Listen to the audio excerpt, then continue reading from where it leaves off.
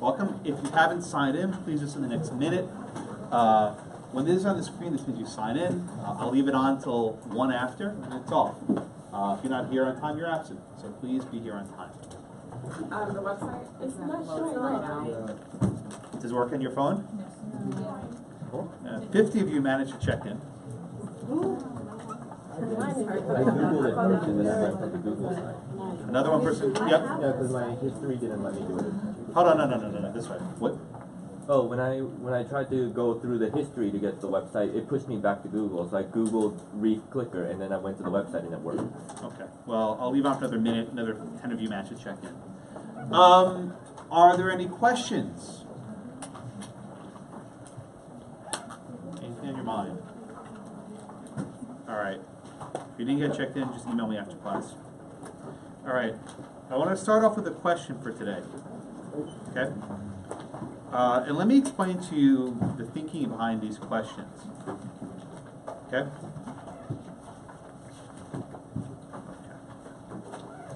I like to begin the class with these questions, not to see whether you're right or wrong. That's useful. The reason why I do these questions is to bridge what we did last week with what we did today, especially the Thursday to the Tuesday bridge. That's a fairly long bridge. I want you to think about how one class connects to the next. The biggest problem I find law students have is that they're very good at preparing for a given class, but they don't remember what they were last week or the week before. That's not a good skill set for exams and the bar and other things. So the question here combines things we've done in previous classes. So what I'm going to do is hit the start button, and I want you to answer this question, true or false. The rule of capture avoids the tragedy of the commons. A is true and B is false. I'll give you about a minute to think about this. And slowly everyone's going to check in. Okay. Got it figured out. You got it figured out? Good. But not a full No, 45 people checked in.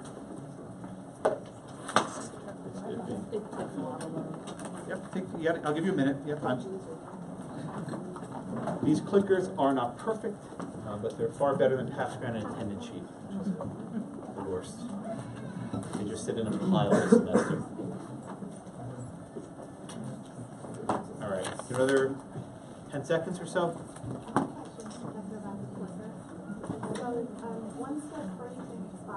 You got to pay for it. I'm sorry. Just treat it like another textbook you have to buy. It's pretty cheap. Was it $20 for the semester? 15? 30? I'm sorry. It's another cost. But okay. Yes. You trying on your phone or your computer?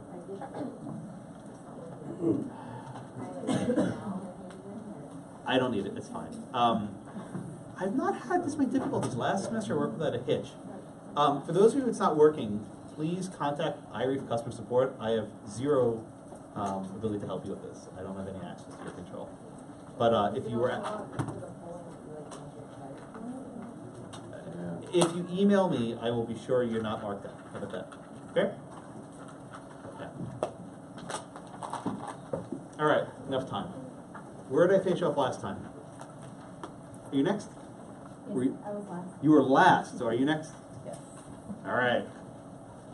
All right, Arlette. Oh, you're kind of blocky because you're there now. Arlette. What's your answer here? True or false? I picked false because it actually does the opposite. Ah, okay. So let's just start more basic. What is the tragedy of the commons, Arlette? Whenever something, for example, oil, if you like get it all out, like it can be gone. So something, a resource will be gone too soon. The phrase tragedy of the commons. What does commons mean? Public. A little bit more. Something that belongs to everyone. Okay, good. Now, Anne, let me ask you a follow-up, please.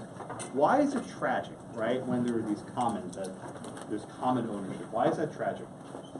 Well, I always think about the enclosure movement. The what? The enclosure movement. in Okay, tell Scotland. me about that. Oh, well, it used to be that they would have what was called the commons, which was land owned pretty much by everybody. It was basically public land, and everybody could graze their sheep there. And then the landowners decided, no, I'm going to use that land, so they started. So you're late? fencing up and- Okay, see you in time next time, okay? Alright. So then the landowners decided, you know, the lord of the manor decided, I'm gonna take that land and use it, and basically the poor villagers could no longer graze their sheep there. Poor villagers. So you think that the commons are actually not so tragic? Oh. So actually, Anne mentioned a point we'll talk about later this semester, the open lands, right? One of the most important things ever developed in the history of the world is a fence. It's how you mark property barriers, right? So if you have an open field and anyone can bring their cows or their livestock to graze there, anyone can graze there. And it certainly helps poor farmers. But one of the problems is when people don't own something, they don't have an incentive to conserve. And you take as much as you can. I mean, Arlette mentioned that in the context of oil and gas. So this idea of the tragedy of the commons, what is this? It's this notion that when property is owned communally, together, commons, it's tragic because people don't conserve. They use as much as possible because, hey, if I have my cows graze on, Bill's field and they eat all the grass and then the field dies, well, not my problem, I'll go somewhere else. Right? So Shinoda, what are some of the problems then when you have this tragedy of the commons, right? If I'm Bill and someone's always, bringing their livestock onto my field, what might I do in response? I mean, first option would be to fence them out, but Well, why would I want to fence them out? because they would probably be grazing on your land. And what happens if they're grazing on my land? Why is that problematic for me? Depending on what your work is, you won't have that land to use for your Oh, livestock. so my crops are gone, right? If someone else is eating all my crops, then I don't have food to eat. So the reason why the commons are deemed so tragic is it discourages incentives, right? Why am I going to waste my time planting the entire field if some jerks can come along and his cows are going to eat all my grass? Right, so that's the tragedy of the commons. So Marcos, let's go back to our question of the day. Does the rule of capture avoid the tragedy of the commons? No, Okay, tell me why not. because as you said, tragedy of commons, the property is owned by the community and people don't concern in the capture. People are just, the rule of capture, people are just going on and capturing things for their own benefit and their own pleasure, so they're not conserving other people's. Very good. Right, so the rule of capture, right, this is the rule in Pearson v. Coast and other cases. Whoever gets to a property first owns it. Right, fairly straightforward rule. But as Marco said correctly, when you're the hunter and you know whatever you catch is yours, you don't care about other people, right? You don't care about conserving. Because if I see a field with 20 foxes on it, I'm going to kill them as quickly as possible, right? Because Andrew, with a wild animal, what happens when the fox escapes? If it goes onto someone else's property, someone else gets theirs. Right, because if you don't get it right away, you lose it, right? You use it or you lose it. So in fact, the answer to this question is false, right? That the tragedy of the commons, let's see, you guys did. Very good. 70-20, very good. The tragedy of the commons actually is promoted by the rule of capture. Because it encourages you to get as much as possible. In fact, this is precisely what happens in the oil cases, right? When oil breaks at Spindletop, right, in Texas, it was a race. Whoever got there first drilled as many wells as possible. Because there's no incentive to being patient. If you wait too long and someone else drills that well, you're not going to get that oil. And you have no incentive to conserve the oil. Because if you drill in a slow fashion and the guy next to you starts drilling quickly, he gets it and then the well empties out. So the very nature of the tragedy of the commons is enhanced by the rule of capture. And as we'll learn in a few minutes, when it came to oil and gas, courts applied the rule of capture. which explains a lot of how oil and gas law operates. All right, so the answer to the question, for the polling question, is false. Okay, and about 70 of you, let's see, 57, so about 68 of you did the poll. Fortunately, no one put C, D, or E, but I'm grateful for that. Okay. Okay, 74. Okay, I can't count. All right, so any questions on that? No questions on that. All right. Julie, did I call on you last week or no? I don't. Okay. Don't Did I do this row? Okay, then I'll go down here. Okay, Celeste. Celeste, how come courts decided to extend these cases concerning oil and gas, cases concerning animals and hunting to the oil and gas context? Because oil and gas have the same type of fugitive nature as wild animals. Fugitive nature. What is this fugitive nature? That they don't stay in one place, they run around. They move around, right? Good. So remember we discussed this doctrine, let me give you this name, Rebecca, Ratione Soli. Remember this doctrine? We talked about it last week. Ratione Soli. Mm-hmm. Remember what this is? So if a wild animal is on private property, the owner of the property owns it. Very good, right? So this doctrine says if there's a wild animal that's on your private property, it's yours. This came up in the duck case, Keeler. Right? So if there are ducks that fly into your pond on your land, those ducks are yours. If there's a wild fox that runs around and it comes onto your property, those foxes are yours. Right? But Mariah, the flip side is what happens when the fox leaves. It's not yours anymore. Okay. So how can you keep a wild animal? What can you do to keep a wild animal then, if it can run around here or there? You can capture it. You can kill it, yeah. So the easy answer is you can kill it. But what else can one person do, Mariah, to signify that they want to own a wild animal short of hunting it? They can mark it. They can mark it. Okay. And we talked about these various cases. And the way you mark oil, that is, you signify to the world this is yours, varies based on the animal at hand, right? So when we're talking about a whale, right? Again, the whale's in the ocean, a little bit of a different story, but you can't grab a whale, so you put the harpoon in it with a different type of symbol. I remember I showed you that video with the duck, right? I put the little ring on the duck's foot. All of you were getting very scared. They put a little ring on the duck's foot, it flew away, it was fine, right? So when you have some sort of fugitive species on your land, you can appropriate it through various things. You can, of course, capture it, or you can mark it. Okay? So, Megan, how then does this doctrine work when we're talking about minerals in the ground, oil, coal, whatever it happens to be? How does this doctrine of capture work when there's stuff in the ground? If it's on your property and you get it first, then Well, is it on your property? Where's the stuff found? well, under your property. Okay, very good. Underneath. So there is a concept in property which will come up over and over again. You have what are called the surface rights, and then you have what are called subsurface rights. When you buy a piece of property, believe it or not, you don't only purchase what's on the ground level. You also acquire what's down below. So if there's minerals or oil or diamonds or golds or something underneath your property, underneath your home, that's yours. Now what often confuses students is you can sell separately your surface and your subsurface rights. That is, you can keep your surface rights for your houses, and then you can lease to an oil company your subsurface rights. So they want to drill under your property, you can let them do that. Okay? So don't ever confuse surface and subsurface rights. They're different aspects of ownership. There's another third aspect, air rights. Air rights. At common law, you own everything underneath your ground and everything up to the sky. It was called the ad coelum doctrine. You don't need to know this, but it might come up in property too. I'm spelling that wrong, but it's ad coelum. Right? You own everything underneath your ground down to Hades, down to hell, and everything up to the heavens, up to the sky. So they're always separate rights.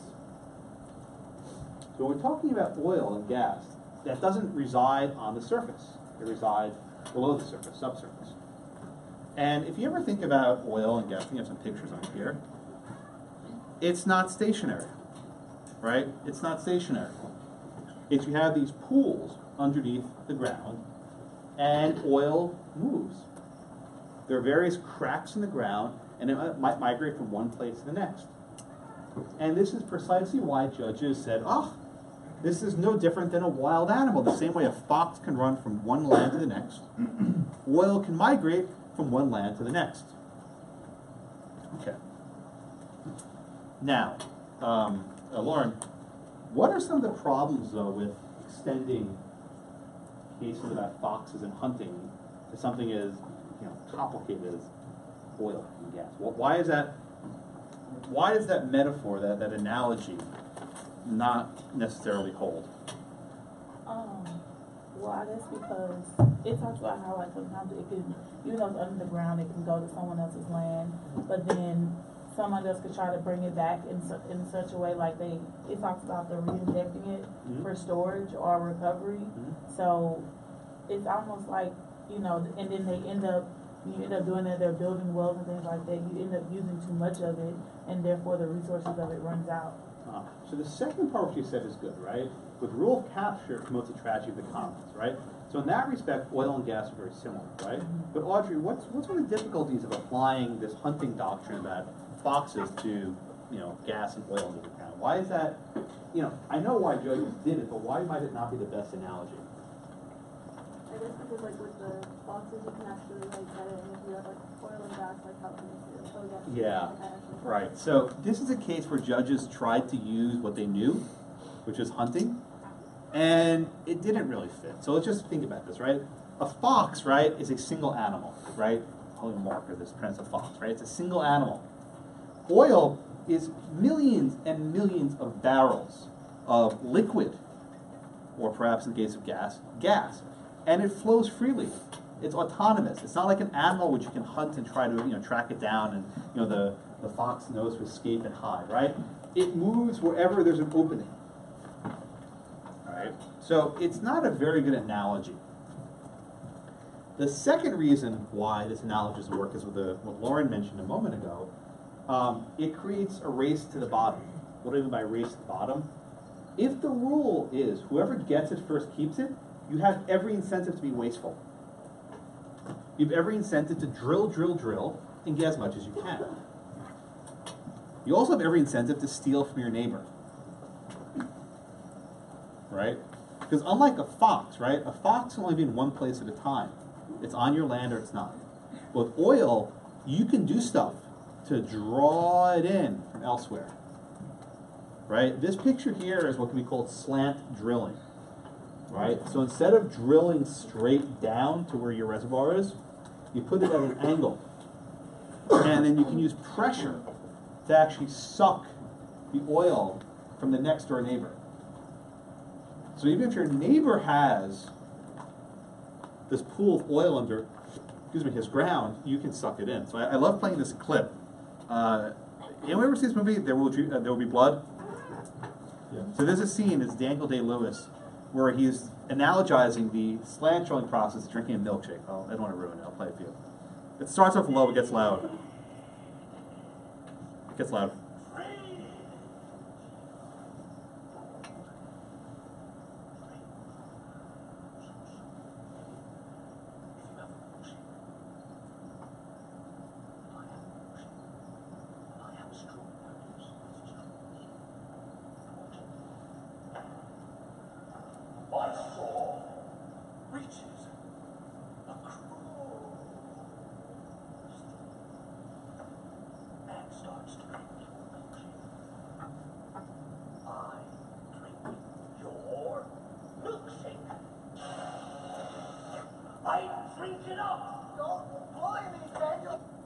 Anyway, that more or less what happens minus milkshakes. So the idea is, if you're able to capture property not on your own, you basically break the rule of capture. And this was illustrated in The Simpsons quite effectively with Mr. Burns' slant drilling, where basically they made the entire derrick at like a 45-degree angle to go to the adjacent property. I think it was under the school, was the oil. All right? But the law recognized that this sort of slant drilling is problematic, right? Yeah. Max, what's the problem with this sort of slant drilling by putting your milkshake, your straw, under your neighbor's property? Why is that problematic? It becomes unclear whose it is at this point. Well, generally, what do you call it when you go on someone else's land? Oh, trespass. Trespass. So the same doctrine of trespass applies when you're on the surface and you're in the subsurface. When you drill onto someone else's land, you're trespassing. Your milkshake, your straw, right, is on their property. Now, it gets even more trickier than that, because you don't need to put your straw, right, your drill on the property line. There are various techniques you can use to apply pressure next to it, right? And the pressure makes the oil seep, right? This is what hydrofracturing is. If you apply enough pressure to rock, you create these crevices. You create these crevices, the oil flows into it. So even if you aren't physically trespassing in your neighbor's lot, there are various tools you can use to, like a milkshake, suck it in from the next door neighbor. You will take an entire class on oil and gas. I don't even pretend to give you a full survey of it. We will discuss a few examples of how this works. So if you go to your book, page 44, please. There are a couple questions, and we'll walk through this.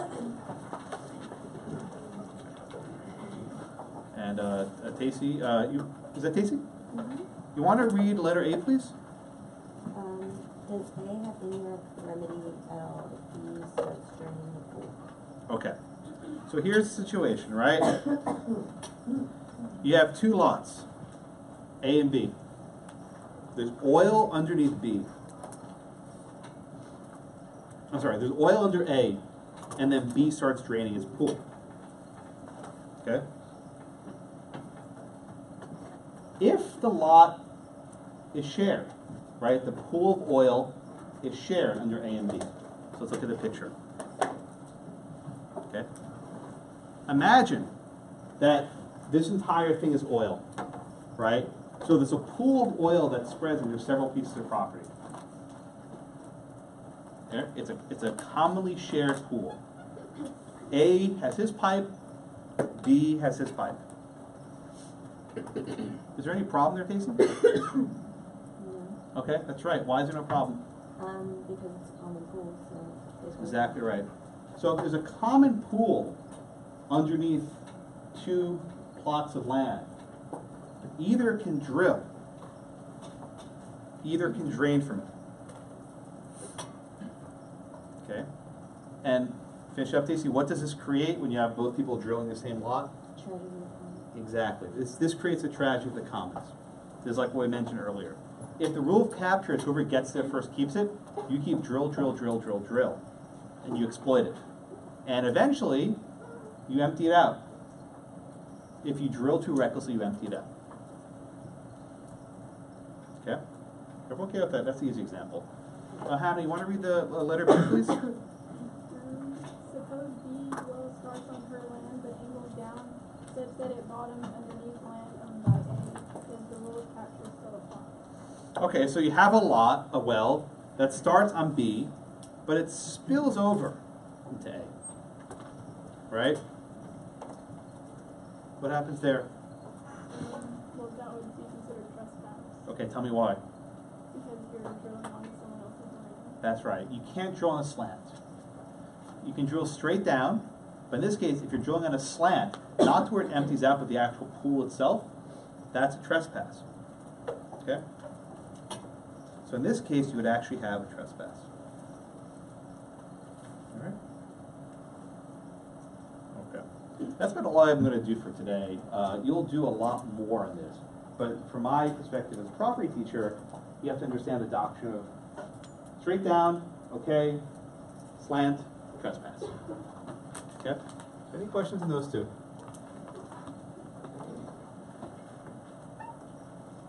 Any questions on those two? No? Okay. All right, let's move on. By the way, if you notice there's a case cited in letter C, Oh, they took it out. Oh, that's too bad. Oh, oh, here it is. Yeah, they moved it. This is actually the same family as Johnny Football, Johnny Manziel. His family was wealthy before he was, or at least was. Sorry. I read he was playing Canadian football. I don't know. I've been teaching this case. He was actually a draft star when I first started teaching this case, but time has changed. But actually, his family is very big in owning land in Texas, so there are a lot of cases involving his family. Okay. The book also has discussion on water. Water is treated in a varied fashion, and there are different sorts of rules that you should know. The English rule, it's called the English rule because it comes from England. The English rule is basically a rule of capture. You can take as much water from a source as you want if you're the first to draw from it. The American rule, which again comes from America, modifies the English rule. It's a rule of capture, and that whoever gets it first keeps it, but you can't waste it. That is, you can't use it in an unreasonable fashion. The American rule is most common in the East, where water is very abundant. Okay? In other words, generally you can keep whatever you drill, but you can't use it in a wasteful fashion. So a court can actually issue an order saying you're using water in a wasteful fashion, stop it. You're wasting the water. The rule, what's called the Western rule, which is prevalent in Texas and most Western states where it's dry, is not based on the rule of capture straight up. Okay? It's based on what we call a reasonable, beneficial use. Okay?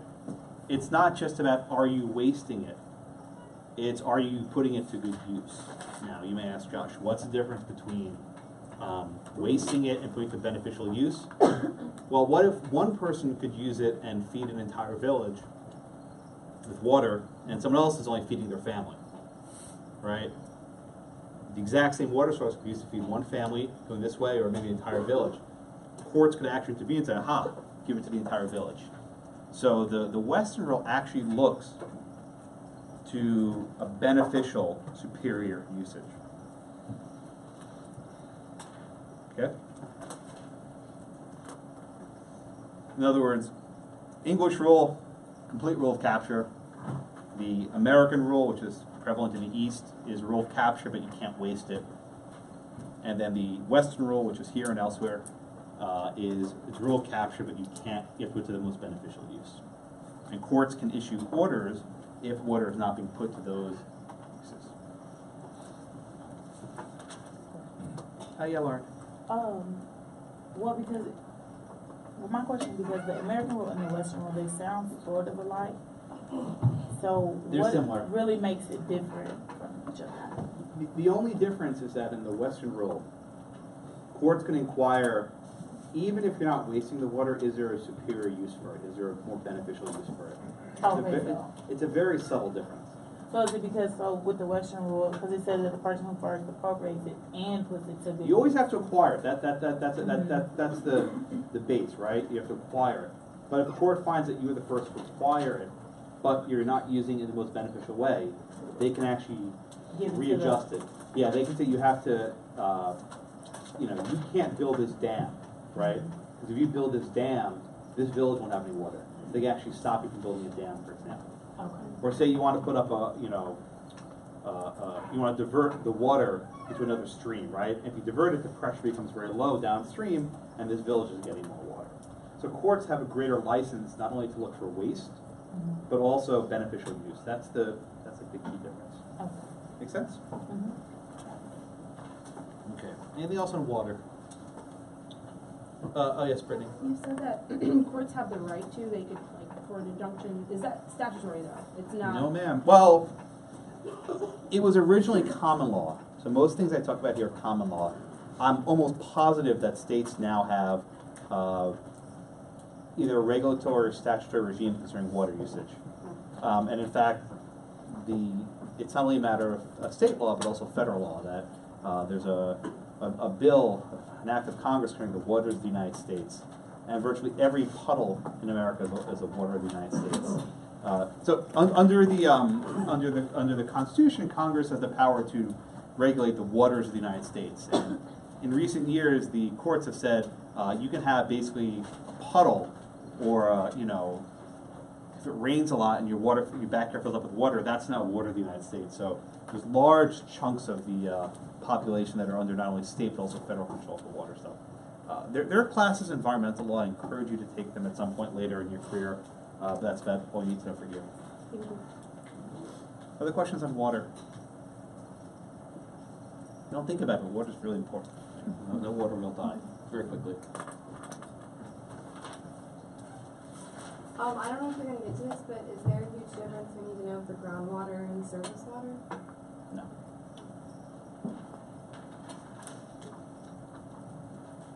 But again, surface rights, subsurface rights, you can have a lake or you can have a well. And so when you have a well, that's a subsurface right. Yes, Ann? What about man-made ponds, like stock tanks for livestock? Is that considered waters of the United States? Yes. Basically, a puddle would be. I'm So then slightly exaggerating. theoretically, if you decided, I'm not grazing cattle anymore, I want to put a parking lot and I want to pay for it. Yeah, the EPA might have a problem with that. Okay.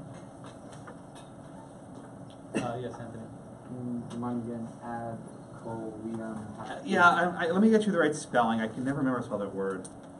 Oh, I was close. Coelelun. Yeah. It's called the ad coelum doctrine, and it means in Latin, whoever owns the soil, it's theirs all the way up to heaven and all the way down to hell. Which means you have everything on your surface, your subsurface, and also your air rights as well. That's the third aspect. You'll do a case next semester in Property 2 where you have a building in Manhattan that wants to add stories on high. It wants to make a 30 or 40 story extension, and the question is whether they can do that. They can exercise their air rights. You'll do that next term. Ad coelum will be very, very much out of the game.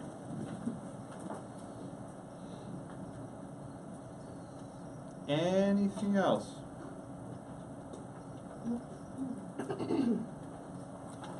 Anything else? Okay. All right, so let's move on. Okay. So the next case is a bit of a strange case, right? Why the hell are we reading about newspapers? Right? Just some of you are thinking, well, what does this case have to do with anything? But INS versus AP, that's International News Service versus Associated Press. I'm sorry? It's just mumbling. Everyone okay? She didn't know what. Yeah, the INS v. AP case. But this is a very important case. What I'm about to tell you may shock you, but this case is wrongly decided. Very often when you have a case in your book, you think, oh my God, this has to be the gospel, right? The U.S. Supreme Court, unanimous decision. This case is wrong, but it still teaches an important lesson. So let me first explain why the case is wrong, but then we can actually go and learn the important lesson. Congress, you guys are taking common, all right? Different section. Under the Constitution, Congress has what are called enumerated powers. Enumerated powers. Okay? What does that mean? Congress can only do that which the Constitution gives them the power to do. A general power to do lots of things, particularly health, safety, and welfare. But Congress has enumerated powers. One of the powers of Congress, provision of the Constitution.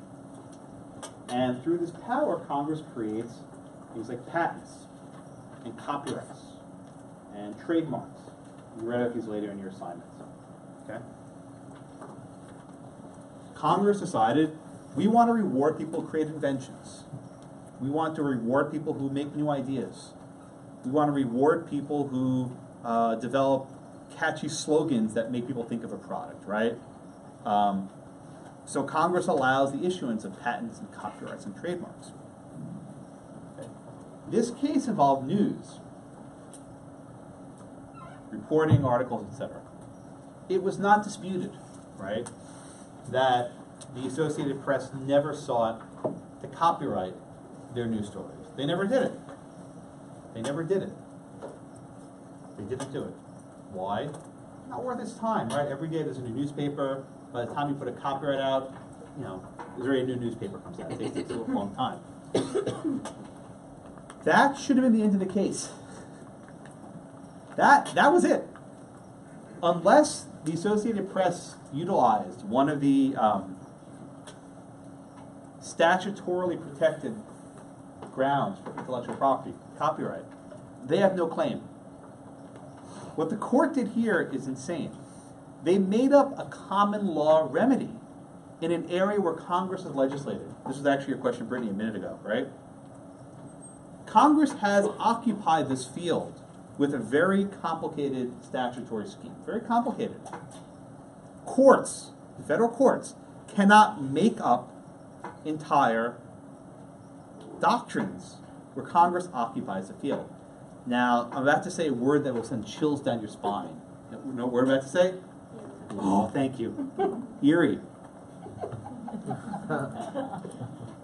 The Erie Doctrine, I don't care about CIPRA for now, right? But the idea that federal courts can't make up common law, right? That was the actual important holding. The actual thing about the train accident was irrelevant, right? The holding of Erie is that federal courts can't create common law. That was a somewhat controversial idea, even in the 1930s. I think Erie was wrong. Ask me about that later. Why? I think Swiftey Tyson was absolutely correct. But, unpopular thought. But even before Erie was decided, where you had Congress legislating, federal courts can't make up common law, right? Maybe in the case of a diversity case where there's, you know, state law here and state law there, courts can make up federal common law, fine. But where Congress has enacted specific legislation of how to protect copyrights, and the AP didn't do that specific thing, that's into the case. AP loses. Okay? So the case is wrong. And in fact, there's a decision referenced, the Daras Silk case. It's referenced after in the note. It was decided by Judge Learned Hand. Yes, hand formula fame, right? Here's Learned Hand's voice. He sounds exactly like he does. He's singing a song. Here. It was then sung, Essex County, in a small village in the Adirondack Mountains, Essex County, New York, about 8 miles. He sounds exactly as he thought he would sound, right? But now let me blow your minds. His name was not Learned. Learned was his middle name. I know nothing more about his first name was Billings. I think possibly Billings Learned Hand. Now imagine that for a minute. Your parents name you Billings Learned, and then you go by Learned. Right? Guy thought highly of himself, right? To go by Learned. Now the funny part is he also had a brother, it was a cousin named Gus Hand, Augustus Hand, who was also a federal judge in the Court of Appeals. The irony is, Gus was probably a better judge than Learned. So there's an old saying, you quote Learned, but you cite Gus, right? Because Gus was probably a better judge. But Learned Hand was a great judge, Second Circuit, you'll know the details. But Judge Hand had this opinion where he said, well, we have this case, INS versus AP, right? Supreme Court decision, we're not going to follow it here because it's wrong, right? He basically said, the Supreme Court can't make up common law in a field occupied by statute, so we're just going to ignore it, and we'll say it was limited to news stories, we're not going to extend it anywhere else. So even Learned Hand said this case was wrongly decided. So it's not just Josh, it was wrong. Now why is it in your book? Because it's a very good discussion of the topic for today, acquisition by creation. Okay? Acquisition by creation. So far, everything we've discussed in this class has been acquisition by taking it from nature. Taking foxes, taking whales, taking minerals. Even the discovery of land is something pre-existing, nature. Right? The Americas were here one way or the other. The next topic, what we call acquisition by creation, is what happens when you're not taking something that's existing in nature. You are creating it. You are making it. You're writing a news story. You're writing a song. You're inventing an iPod, right? You're designing a new a machine. You're creating a slogan or a catchphrase. You design a logo for a business, right? While the rule of capture predominates in the context of stuff in nature, Locke and the labor theory have a much stronger influence on the creation doctrine. And you see this in the INS versus AP case, where there's a lot of attention paid to the labor invested by the AP into reporting on these news stories abroad. Okay? So again, INS v. AP, case is wrong, totally incorrect as a matter of constitutional law, but it's a good common law decision on the creation doctrine. All right? All right, so any questions on that? We'll do the facts in a minute. I want to get that out of the way. Who's next? Oh, Cristiano, you're next? Can you give us the facts, please, on INS versus AP?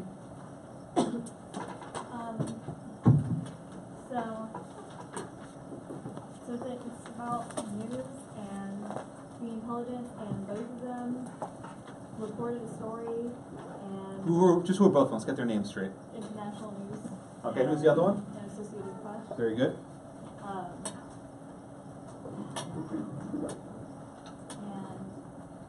from what I can tell was they were talking about bribing and all sorts of convoluted What was the general problem, right? What was INS doing that AP wasn't happy about? Why was AP not happy? What was INS doing? I mean, they're doing what newspapers do and talking about current events and stuff. But specifically, what was INS doing that AP wasn't happy about? What was the basis of the case? Does You have it in your notes? pirating complaints? Do you have it in your notes? No, I don't have any notes. Do you have notes? I do have notes. This is not in it. No, apparently not. Anthony? They were copying their material, and they were really like. Okay, tell me, how were they copying the material? They were coming out with a story, and then AP was coming out with a story, and then INS was usurping their story. Good. All right. So at the time, there was a major news service called the Associated Press, and the Associated Press was basically a cartel. What's a cartel? It's a group of news agencies around the world that shared information if you paid a subscriber fee. Right? If you paid a subscription, you would then get access to these stories. Now, how was news gathered back then? There was no internet. There was no, there was transcontinental telephone, but there was actually a telegraph, right? And teletype. And say there was by the way, you ever hear the phrase wire service? Why is it called wire? Because the telegraph cable, you literally sent a story over the electric wire. So say, there was a story overseas in World War I, Germany bombed so-and-so country, right? You'd have a reporter who witnessed this event in Germany or England, wherever it was, and then he would go on the telegraph and send a message over the wire to the United States. And then the Associated Press would have access to that wire, and they would print out the story in a newspaper in the East Coast. Okay? Now, the biggest cost wasn't actually keeping a reporter overseas. The biggest cost at the time was actually maintaining the wire service. It was very expensive to have a transcontinental cable, right? Boats, things knock it over, right? So keeping the cable is actually very expensive. So the INS, which was owned by William Randolph Hearst, a very famous yellow journalist, he helped start the Spanish-American War, among other things, remember the Maine? And he didn't have any reporters overseas, in Germany, and in the front. Anyone get why he didn't have any reporters overseas? Anyone read that? Yeah? He was a supporter of the Germans. Yeah, he supported the Germans, right? You remember Francophile. or Germaphobe, I don't know. Right, but he supported the Germans, so he wasn't too keen to having his staff overseas. So he had an idea, it's like, aha, I got an idea. What was his idea, Elena? What was his genius idea of how to compensate for the fact that he didn't have reporters overseas? I think he allegedly that they used like bribe somebody in the office. Okay. They used from one side to the point and published from the other. Okay, very good. So here's what happened, right? The newspaper's published, say, in New York City at 6 a.m., right? Making up the time, 6 a.m. That means he still has a few more hours till it's published in Chicago, Denver, and San Francisco, because of the nature of time zones. So the idea is this. If he can get the story when it comes out in New York on the East Coast, he can then publish the exact same story in his other newspapers later down the timeline. Okay? He thought of 3 ways to accomplish this. Right, Chelsea? What were the 3 ways he sought to accomplish this?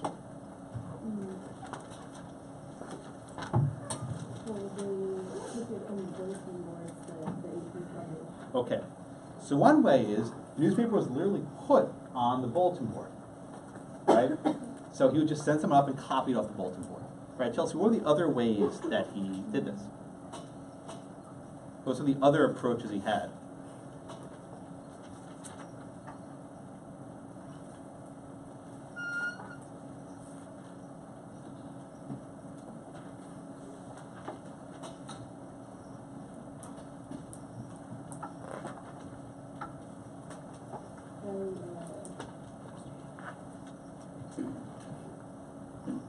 Inducing AP news to violate the Yeah. bylaw. What does that mean? They're going to permit them to obtain the information that. Yeah. Basically, he would bribe members of the AP to hand over information. Okay? So the court wasn't too concerned about the bribery and the bylaws. Almost everything concerns the third one.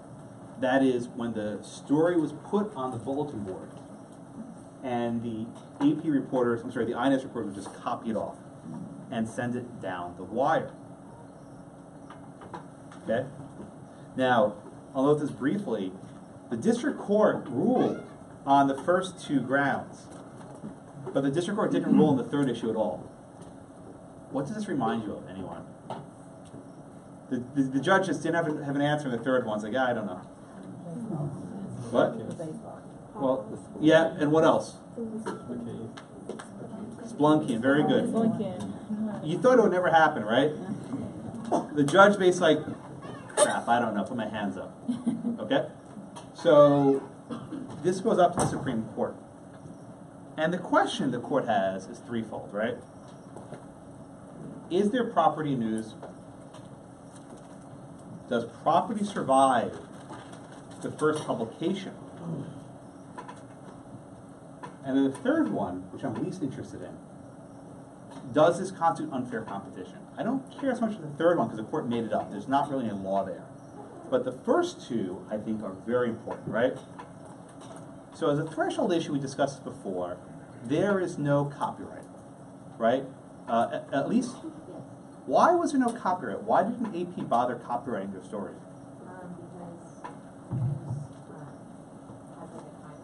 Very good. Very good, right.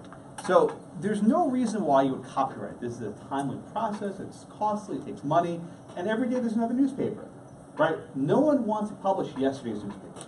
It makes no sense. So because there's no copyright, the court has to look at this in a different level, right? So, is that James? So James, how does the court analyze whether there's property value in news? What does it do there? If they put work in creating it. Ah, where have we heard this before, that you acquire property by putting work into it? Where did we discuss this before? Locke. Good. And what did Locke say?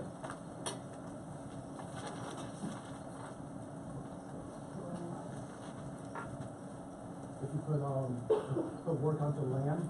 Good. Very good. Right. So this is what we call labor theory, Locke's labor theory, right? When you take something from nature, whether it's land, whether it's a fox, whatever it is, and you mix your labor with it, you actually gain a right to own it. Okay? You gain a right to own the land. What happens with these news stories? So Brandy, right? Let's say you're a reporter, right? And you're on the front line, and you see, you know, some battle and some bombs are being dropped, right? What do? How do you report it? Right. You write it down, and maybe you type it on a typewriter, right, and make a story about it. Now, Brandy, do you own the idea that this battle happened here and this bomb was dropped? Do you own that idea? What do you own, though? Yes, your description of it, right? And that's a key point. The court says you can't own news, right? You can't own the fact that this battle happened here. What you can own is your description of it. Because you wrote the story. You put the facts in order. You sequence the sentences, right? All of you will be writing memos, legal writing very soon, I'm sure, right? This is your work product, to put it in a context you might be familiar with, right? So the court uses this phrase, which is a very strange phrase. Quasi property. Rochelle, you gotta help me out here. What is this quasi property? What I don't know what this word means. What does this word quasi mean?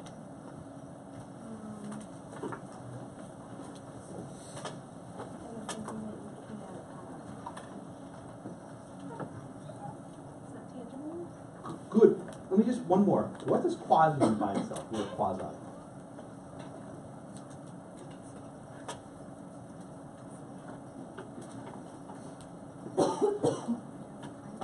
Yeah. Almost, right? So quasi means like almost, right? Not exactly partial. Yeah? I mean, look it up, find different definition things like partial, right? So quasi property means it's not actually property, it's almost property, right? And this is where the court jumps the shark, so to speak, right? This is where they go off the rails. He's creating a new intellectual property right? Right? Congress created something called a copyright. That exists. And you can copyright an article. There's no problem whatsoever. But the judge goes on and creates a new property right as a matter of common law. It's called quasi property. Again, totally fictional. Judge Hand said, no, this is not real. You guys are playing, right? But this is the opinion. So what the court basically is applying here is a labor theory to create a new property right. He says, you have to keep the harvest of what you sow, right? You put effort into something, you get to keep a quasi-property right. But the next part of the opinion is a little bit trickier, right?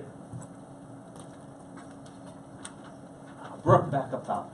So Brooke, does this case prevent someone from buying a newspaper? Right? Let's just say, Brooke, you bought one of these newspapers right from UT, and then you read to Sam a story. You read it out loud. Right? You don't want to buy a second. You just read it to her. Did you break the law? Tell me why not. Because I'm not profiting off of just telling them. Right. What is the court really bothered by here? What seems to really get the court upset? Is it the copying? No, they're not raising the price.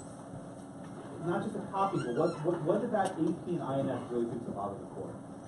That they're in competition. Yes, exactly. What really bothers the court here is the fact that they're in competition, right? They're competitors. So if Brooke reads the article to Sam aloud, I don't think the court's a problem. Even if you were to copy down the article verbatim and just start handing out to your friends, there's no copyright. I don't think it's a problem. But the fact that the AP and the INS are in competition, that is what's problematic. So one of the most difficult concepts in property is the idea of multiple relationships, right? Let me give you an example. So Sam, do you live in an apartment, house, rent, own? What do you have? Okay, so you rent a house. So you rent it from someone else, right? And they own it. Okay. Sure, a lot of people are in a similar situation. Now, say you want to have a room. Could you do that by yourself? Yes. We need to have permission. Okay, two correct answers. Yes, I would need to ask. Yeah, thank you. Right. So you need to have permission, right? Now, why do you need to have permission? You don't own it yourself.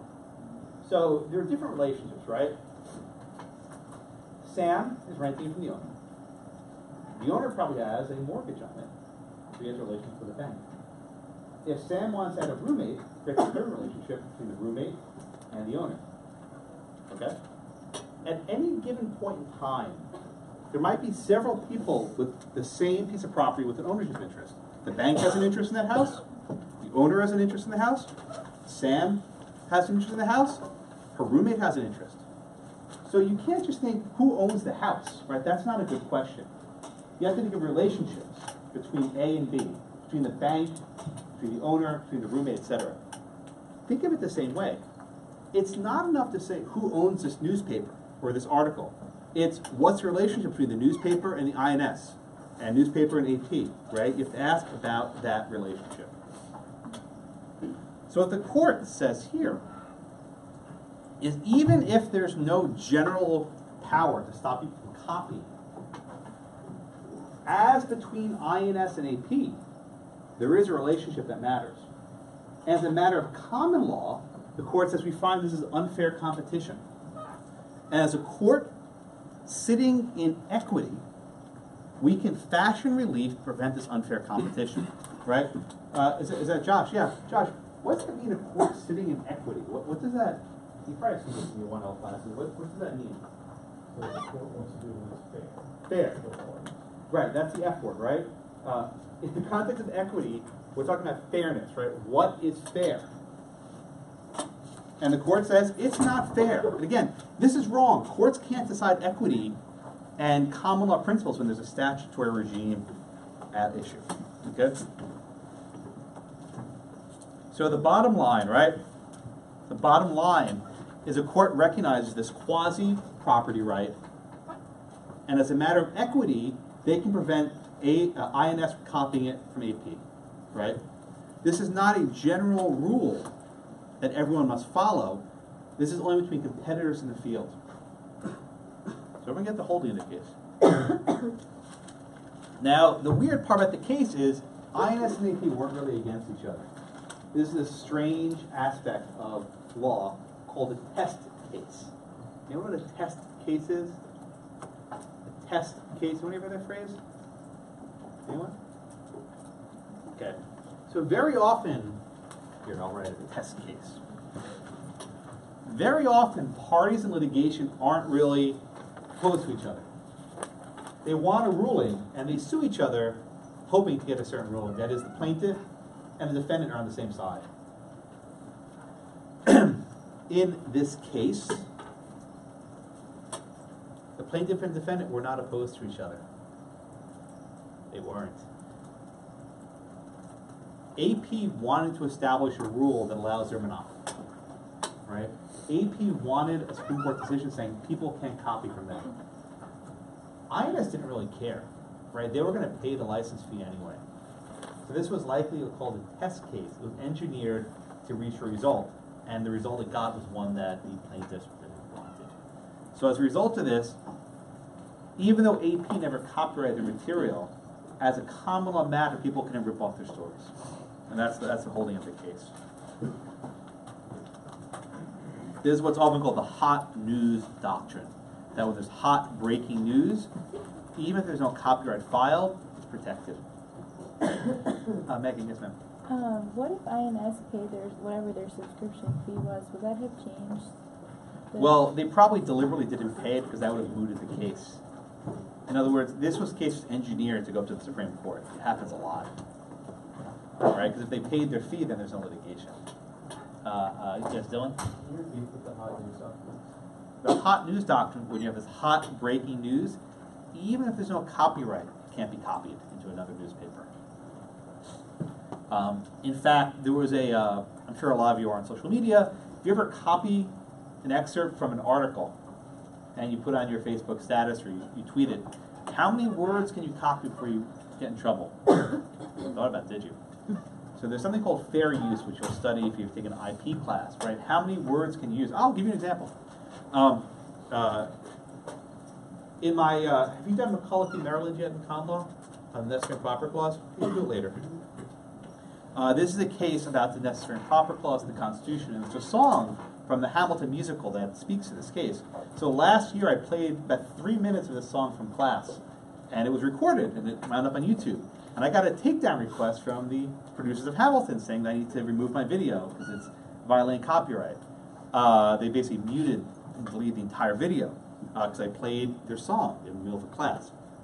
It probably was wrong, maybe not, I don't know. So this year when I did it, I muted the microphone for a few minutes and I turned it back on. But the point is, even if you copy from someone else, you might be in trouble. Okay?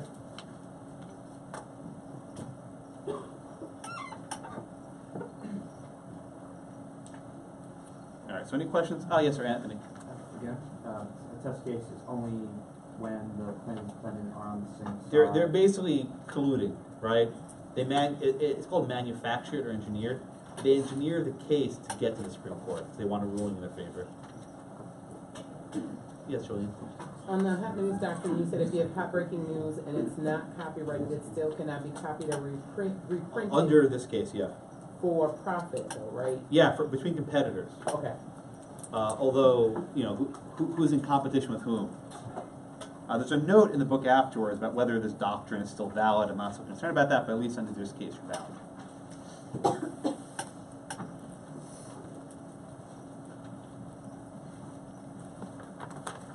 All right, anything else on the INS case? Yeah, it's a good case. It's completely wrong, but I think it teaches some valuable lessons.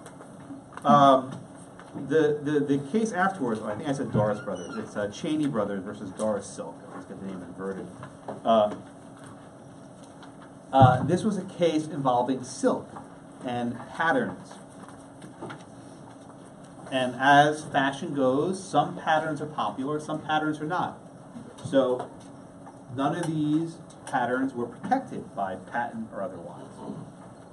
Okay? They couldn't secure a patent. The law didn't allow them to secure copyright. So the courts were asked, Judge Hand, can you stop these knockoffs from ripping off our silk scarves? And Judge Hand basically said, well, it's true that INS VAP is very similar to this, right? Competitors trying to prevent you from copying your original work.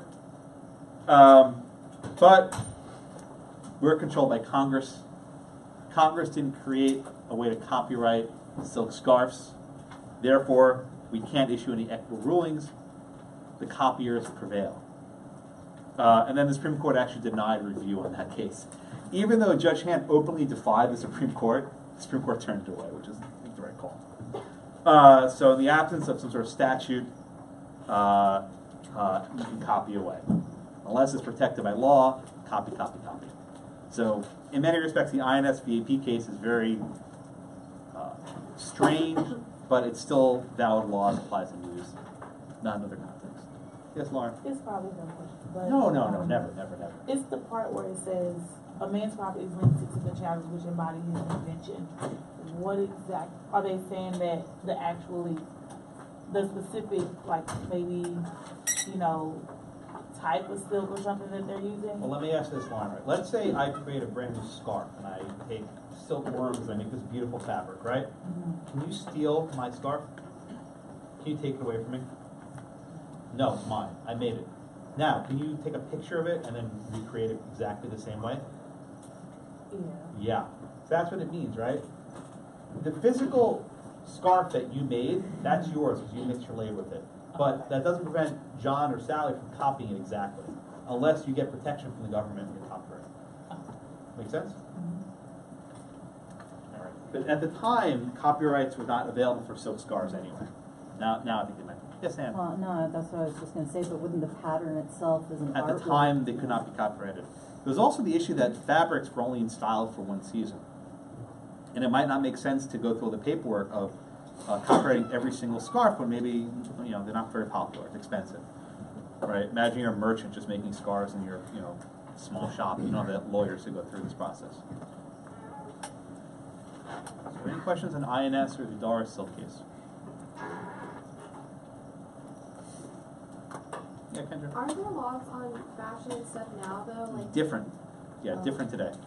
Yeah, now you can, these sorts of fabrics you can copyright, but knockoffs are very, very common. Not that anyone knew about knockoffs in law school, right? No, we buy the real stuff. No. One of Justice Sotomayor was actually coming to Houston on Friday if you wanted to get tickets. One of her first jobs was working for the Manhattan DA's office of prosecuting knockoff goods. You know, the people making knockoff handbags, knockoff shoes, whatever. That was one of her first jobs of prosecuting the counterfeit fashion stuff. I shop at Kirkland, I don't know. My stuff's Costco anyway. Yes, Sam? Well, I guess that's why I was like, so in the note it says today in general fashion designs are not protected under intellectual property law in the United States, but blah, blah, blah, blah, blah. But wouldn't it says fashion design, but I'm just thinking like William Morris patterns. I mean, wouldn't the artwork, you can, yeah, you can secure copyright to those various items. Okay. I'll do the specifics of copyright in a minute. Are there any other questions on INSVAP or the Daras Silk case? Yes, sir, Matt. Is first publishing rights, is that extended to news or is that just for all the First publishing? You talking about? What are you talking about? That's what I was thinking about. Whenever they have the right to publish the news, but at the next day it's not relevant anymore. Well, so under INSVAP, the quasi property right is not just for one day; it's ongoing between competitors. So, for example, let's say you took a copy of the New York Times from a month ago, right? And you just tried to reproduce an article complete. They can sue you for it. So it's not time limited.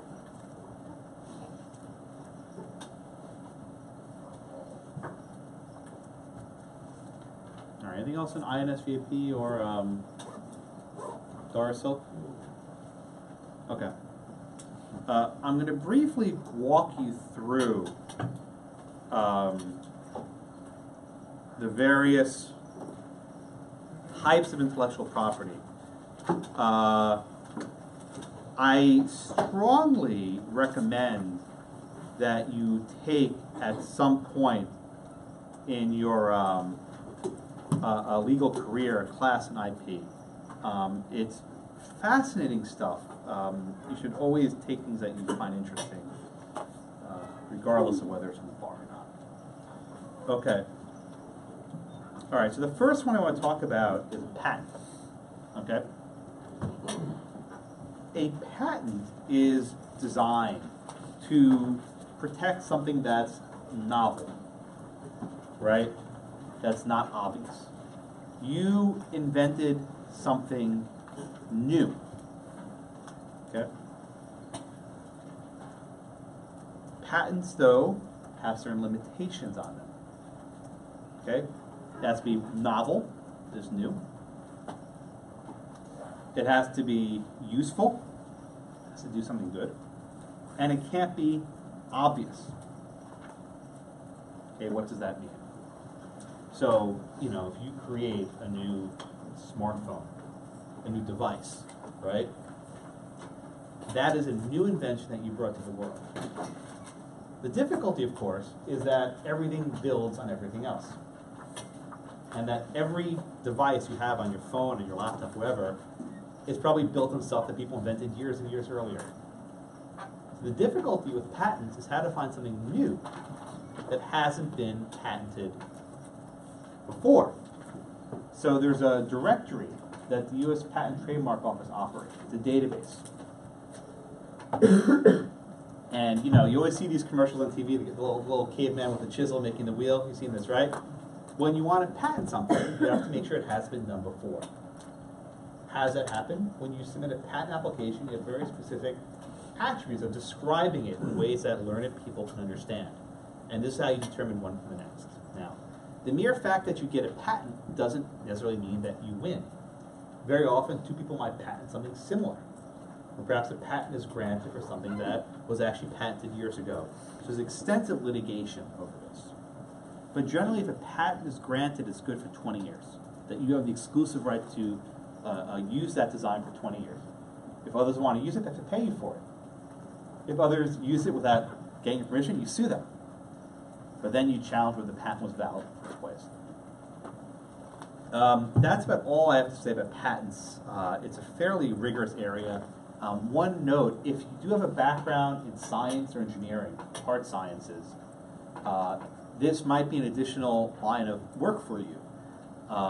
There's something called the patent bar, which is not like our bar exam, but it's an exam for people with certain degrees, and usually hard math or science. If you don't have the requisite classes, you can take other classes. That one student last semester actually decided to go take some extra chemistry and physics classes, God bless him. But if you want to do that, you can. But if you do have this science background, I strongly recommend you consider this because it gives you a leg up with employment. Only people with certain degrees or credits can take this patent bar. You can do other types of IP, copyright, trademark is fine, but patent is generally people who have engineering and hard science backgrounds. Questions on the patent system? This is, again, very, very brief. Yes, sir? I know the book mentions 5 requirements for testing purposes. I don't think I've ever tested on what the 5 elements are, but this is just a general survey. But the 5 elements are correct, yes. Yeah. This is a very brief survey. One of my grievances with the book is they devoted an entire chapter to IP, and they cover a lot of stuff I actually care about, so I try to minimize it. But yeah, Marcos. Yeah, so on the show Shark Tank, you always hear patent pending, and so does that mean like the patent is under... That means they submitted an application that hasn't been granted yet. Okay. It can never be granted. It might never ever be granted, right? Okay. Anyone can submit an application. It takes you, however long it's still to fill the form. It might never be granted. Oh, okay. Yeah. Does that help them get their Shark Tank money or no? Yeah, sometimes they make the deal as independent on if they ever get the patent or not. Oh, I see. Yeah, so they'll say, yeah, we'll go with the deal if the patent is granted. Oh, I see. Okay. Yeah, probably won't be granted. So patent pending is meaningless, basically? Okay, so what patent pending means is you basically fill out an application and it's sitting on someone's desk at the copyright office, trademark office. That's what it means. It doesn't have any actual significance. Maybe you'll get it, maybe not. I mean, who knows? But it's not, there's a piece of paper sitting at someone's desk. That's probably what it means. Okay. Make sense? Yeah. I was just thinking, it seems like in high tech in particular, there's sort of almost a tragedy of the commons sort of situation. Oh, my late husband was an engineer for Apple, and he had several patents, that Apple, of course, owns the rights to. But he always thought it was a bunch of bullshit because it's basically... Oh, sorry. Crap. Yeah, I'm okay with crap.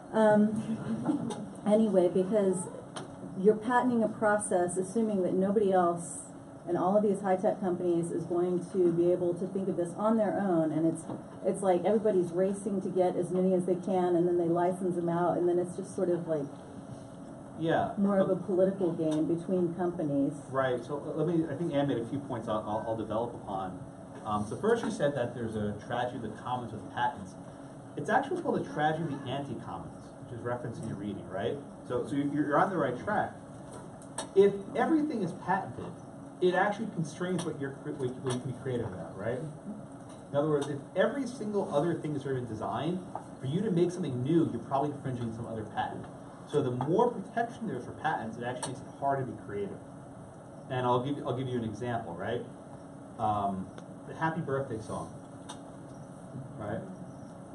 Is that song copyrighted? There was actually litigation over this. Someone actually claimed Happy Birthday, right? That someone actually owned that song. How many millions of birthday parties have we been to where everyone sings that song, right? Everyone. Every restaurant, right? Imagine some judge came and said, no, you can't sing Happy Birthday. You have to pay a license to sing Happy Birthday. A couple of you are smirking and laughing, right? But it limits your ability to live. Because you can't sing frickin' Happy Birthday, right? You can't sing the most popular song in the world that everyone knows. So Anne's point is like that, but +1. So if every single aspect of a smartphone has been patented, what new thing can you do? So Apple and Samsung were involved in a very long, protracted litigation. So, on your smartphone where you drag down, it refreshes your inbox, right? Everyone knows this, right? That was actually a patented process. That had to be invented. And Apple and Samsung were suing over something, drag down, and it refreshes your inbox. Did someone invent that? so IP has pros, and that protects your investments. And then the con, I think, Ann alluded to, is it decreases your ability to be creative. And the third part you mentioned is the most valuable asset a company has is its IP. So, for example, Polaroid. You might not know what Polaroid is. It used to be a very big company. They made those instant cameras, right? The company went bankrupt. Its biggest asset was actually patents. That's actually what had money. That's what it actually had that was worthwhile. No one wanted those stupid little, disposable cameras. So IP is a very significant aspect of how things operate. But Ann's points are both taken. Anything else in patents? Anything else in patents? Yes, sir. Is there a name tag there? Oh, there it is. Harrison, yes. So when a company like Polaroid goes bankrupt, what happens to the patent? Well, it's an asset, right? It's an asset, and creditors can fight over it. They can sell the patents to make money to pay off their debts. Also take bankruptcy, a very good class to have. All right, anything else in patents? The next category is what's called copyright. Copyright refers to ideas in books, articles, music, art, even fabric, patterns. It has to be tangible. That is, it can't just be something in your head. You have to actually create it. Okay? It doesn't need to be novel. It doesn't need to be brand new, but it must be original to you. Okay? So the three requirements are originality, it has to be a work of authorship, it has literary, musical, etc., and it has to be fixed. Most creative things that you think of are probably copyrights and not patents. How long does a copyright last? Potentially very long. So Sonny Bono, right, Cher's husband, when he was in Congress, enacted this famous, or proposed this famous copyright bill in 1978. And it said that a copyright extends for the life of the author plus 70 years. That's a very long time. So imagine, right, some teen star writes a song when she's 17, right? This would be 117. 70 years plus that. So the copyright can last for 180 years, which is a very, very long time. Some people argue it's too long. Many older songs were called the Commons, the All-American Songbook, were from a period before this. So a lot of songs you can sing without any copyright, but most modern music is copyrighted long, long after people are dead. Okay.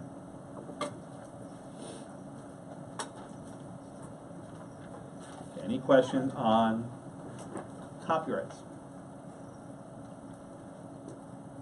Yes, sir. Yes, ma'am. Kendra. So whenever you have like a movie company, if they get a novel that's really, really old and then they make a movie, do they own the copyrights now? Well, they own the copyright to the movie, but not the book, right? So let's say Romeo and Juliet, right? How many movie adaptations of Romeo and Juliet have there been? A lot, right? They don't own the copyright to the original Romeo and Juliet. Shakespeare's long dead, so there's no copyright on that. But they own the dramatization of it in their movie. Or Hamlet, right? It takes something very old. Or Julius Caesar, whatever happens to be. You can make that as much as you want, but you own the copyright of your own representation, of your own script, for example. You don't have to buy rights to the book Oh. to use the story. Bill Shakespeare's been long dead, so it's fair game. Which is one of the reasons why people like putting in productions of old stuff, because I'm just anyway. Yeah, Matt. Is it the life of the author, or how long is it until some of this gets over? Well, it's a matter of statutory law. So in 1978, Congress and Sonny Bono adopted this law, which had life of the author plus 70 years, which is very long.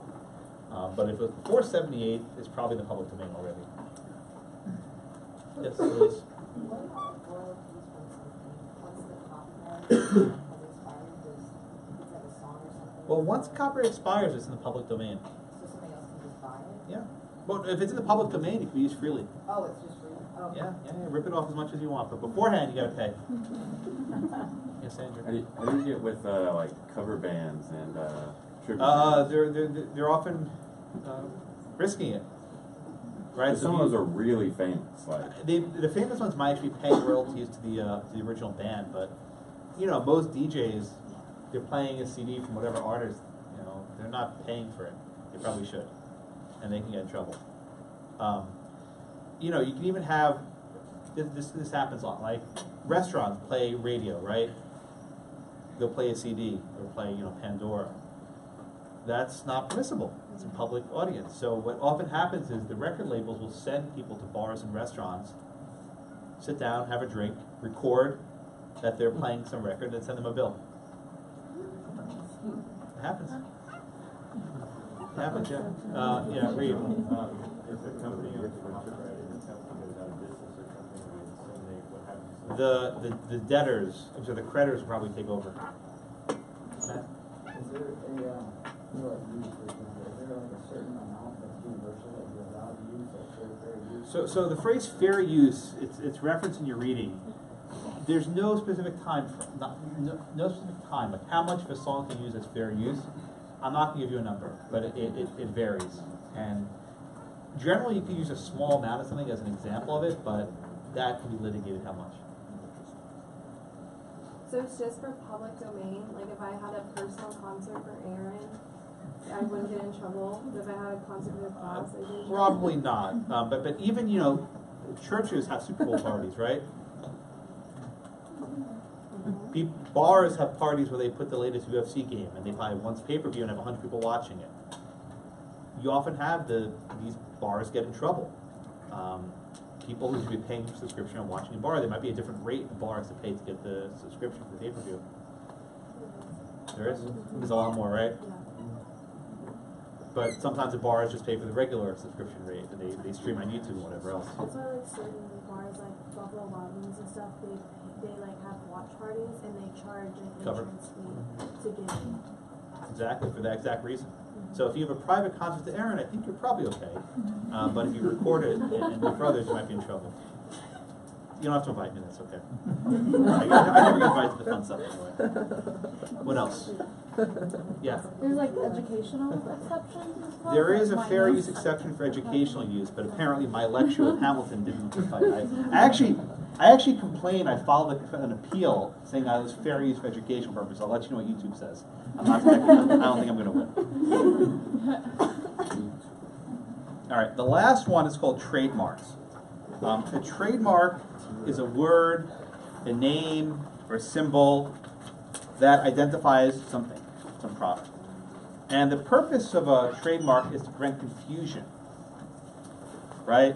So if you see, you know, the Nike swoosh, right, or the Volkswagen VW, or the Pepsi logo, or the Coca-Cola logo, right? Or if I say melts in your mouth, not in your hands, right? You know what I'm talking about. And these are protected by federal statutory law. The trademarks must be distinctive. That is, when I see the Nike swoosh, I know it's Nike. It has to be non-functional, right? That it doesn't have any purpose. It's merely used to jog your memory, to make you think of what is at issue. And you have to be the first one to use it. Okay? It has to be first in trade. Okay? All right. So questions on patents, trademarks, and copyrights? Yeah. You said that it just has to be something that just y'all remember, but it can't have like a specific purpose. Yeah, it can't be part of how the thing functions. It can't have any purpose, as opposed to a patent, which must be useful, has a function to it. Okay, so right. So if I draw a Nike swoosh, it doesn't do anything. It's there to jog your memory. Okay. Got it? All right. Questions on this?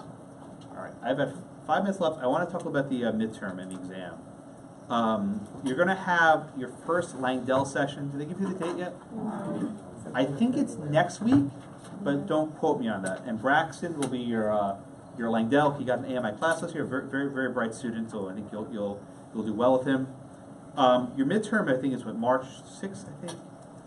All right, it's on the calendar. So yeah, March 6th. Oh, no class on Thursday, right? No class on Thursday. So you know that. If you're here, I won't be. But your midterm is on March 6th.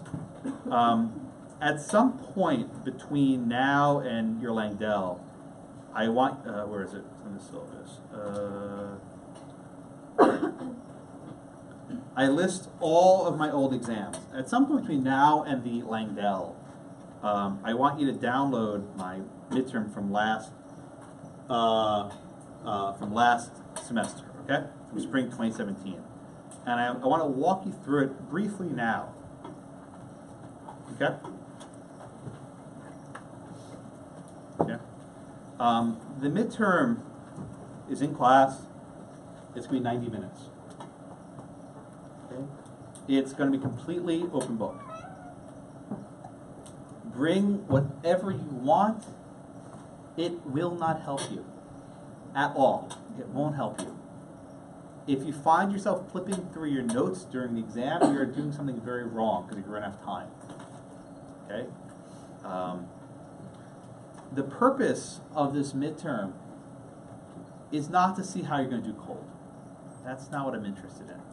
I want your outline to be in good shape halfway through the semester. The reason why is that generally what you get in the midterm is your final grade. I can show you the numbers. It happens every year. Some people go up, some people go down. Get cocky. It happens. But by and large, what you score on the midterm will be your final score. Not 100%. I mean, people go up and down, it happens. But this is your prediction. So the more seriously you take the midterm, the more seriously you'll do in the final exam. Also, I'm going to meet with every one of you at some point this semester to go over your exam. And the first question I'm going to ask you is this. How did you prepare for the exam? My first question.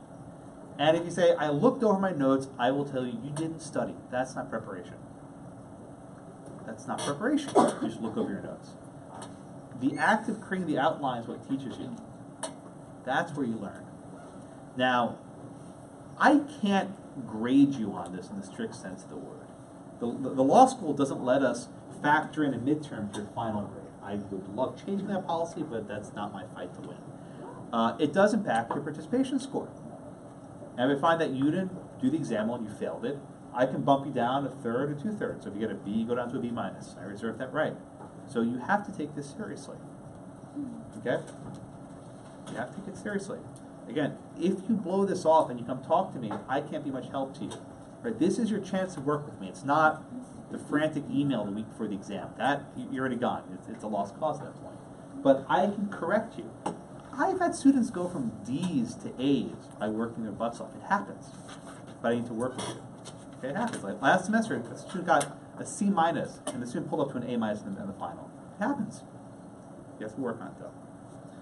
But I want you between now and the first Langdell to look over the midterm and get the format. Okay?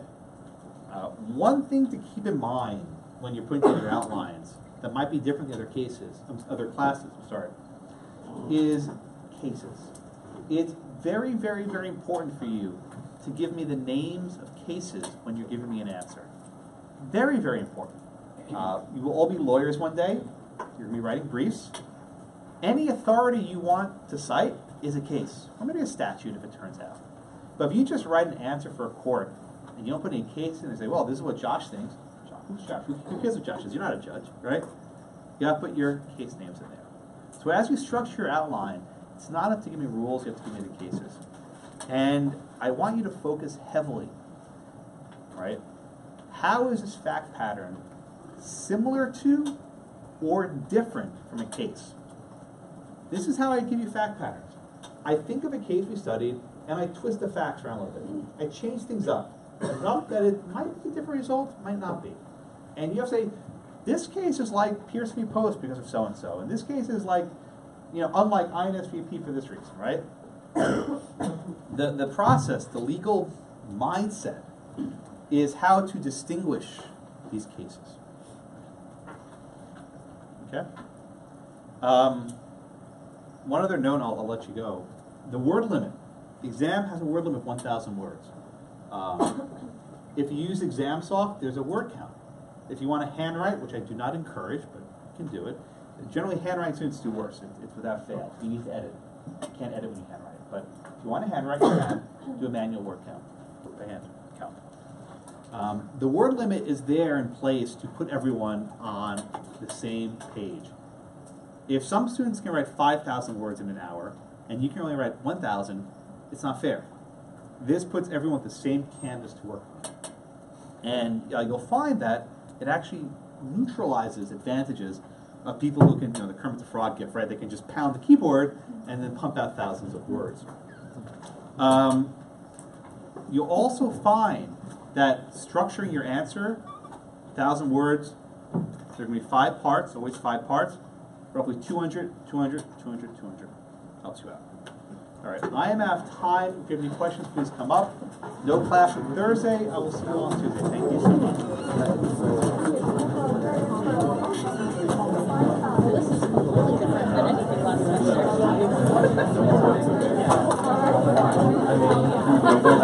I don't think it helps me to begin with. I mixed up, like, I didn't have the time. Outline was that good.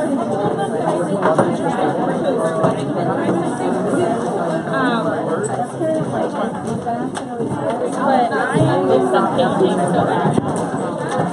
But it's because I didn't quite nail it. Oh, you missed it. It'll be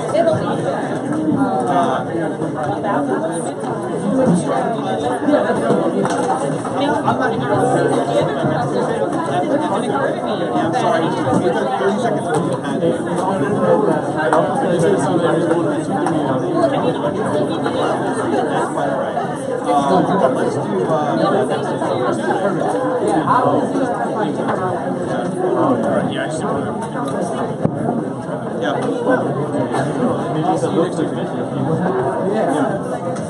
I was just going to say, the latest version of exam stuff uses a character picker. No, you can do word count also. It's buried, but it's there. You have to click another option to find it. Huh. It's there. Trust me. Yeah, it's under stats. It's there. If you don't know how to do it, ask the registrar, but they can show you to do it. Yes. I just have a question about my internship. So it says to miss the whole class, but I did remember how there was like 2 after like the As long as your attendance is fine, that's okay. Okay, Is your attendance and correct? Also, yes, and then also today my session, my free trial, like Yeah, you got to pay for it. Well, so can I send you like yeah, if you email me, I'll mark you buy it present. and then so next class. Thank you. Yes, sir. Yep. Oh, you can go. Mine's very Can general. I ask you, so since I showed up late, You're absent. Okay. Please be on